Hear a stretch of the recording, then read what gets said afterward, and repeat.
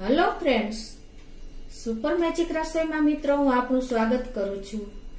આજે હું આપણા ટેબલ ફેન પંખો જે છે એને જારી કાઢ્યા વગર કે હાથ અડાડ્યા વગર ઘરેલું ઇન્ગ્રેડિયન્ટ થી કેમ સાફ કરવો ને મિત્રો એનો વિડીયો હું તમારી સાથે શેર કરું છું। તો તમને ચોક્કસ આ ઉપયોગી થશે। ગમે તો લાઈક કરજો, શેર કરજો અને સબસ્ક્રાઇબ કરવાનું તો ભૂલતા જ નહીં।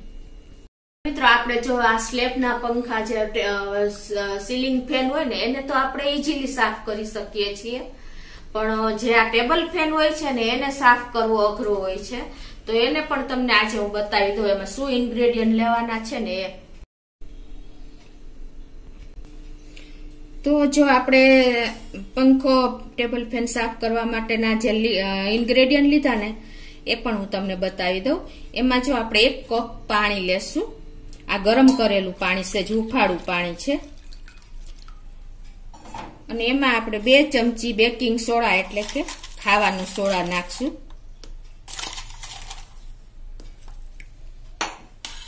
અને 2 ચમચી આપણે વિનેગર નાખી દેશું। આપણે માર્કેટના મોંઘા ડાટ કેમિકલ કે જો પ્રોસીજર થાય છે કે મોંઘા આપણે વસ્તુ લઈને આપણે સાફ કરવાને બદલે આપણે જે ઘરમાં રૂટીન વાપરીએ છીએ ને એ જ વસ્તુ આપણે મિક્સ કરવાની છે અને લિક્વિડ બનાવવાનું છે। 2 ચમચી વિનેગર નાખ્યા પછી 2 ચમચી આપણે જે વાસણ સાફ કરવાનું લિક્વિડ આવે છે ને ડિટર્જન્ટ એ નાખી દેશું,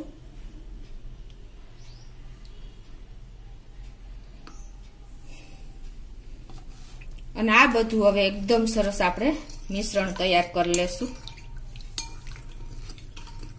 આમાં કોઈ જાતની ઝંઝટ નથી મિત્રો, ઈઝીલી તમારે નવા જેવો ફેન થઈ જાય ને એટલું રિઝલ્ટ સરસ આપે છે।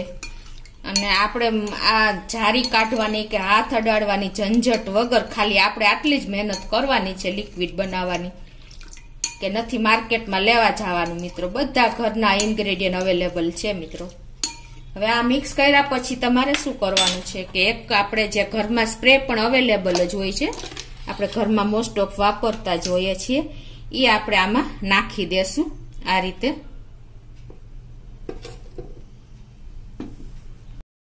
આ બોટલમાં જ રેડી દેશું, આવી રીતે તમારે બોટલમાં ફિલ કરી લેવાનું છે।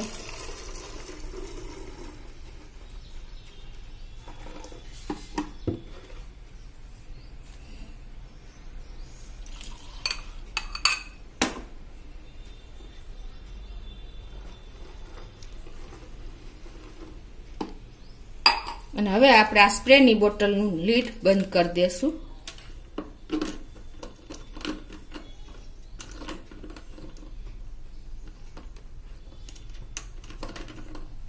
આપણે આ ટેબલ ફેન કેટલો ગંદો તમને ખ્યાલ આવી જતો હશે, દેખાય જ છે। જુઓ આટલો ગંદો ટેબલ ફેન આપણે હાથેથી સાફ કરીને તો બહુ ટાઈમ લાગે છે। તો એના માટે તમારે જે આપણે આ લિક્વિડ તૈયાર કર્યું ને એ આપણે આવી રીતે પાછળની મોટરમાં ન જાય ને એવી રીતે તમારે સ્પ્રે કરવાનો છે। જો આ પાખિયા ઉપર જ તમારે આવી રીતે સ્પ્રે કરવાનો છે, એટલે તમારે શોર્ટ સર્કિટનો કે કોઈ ડર નહીં રહે।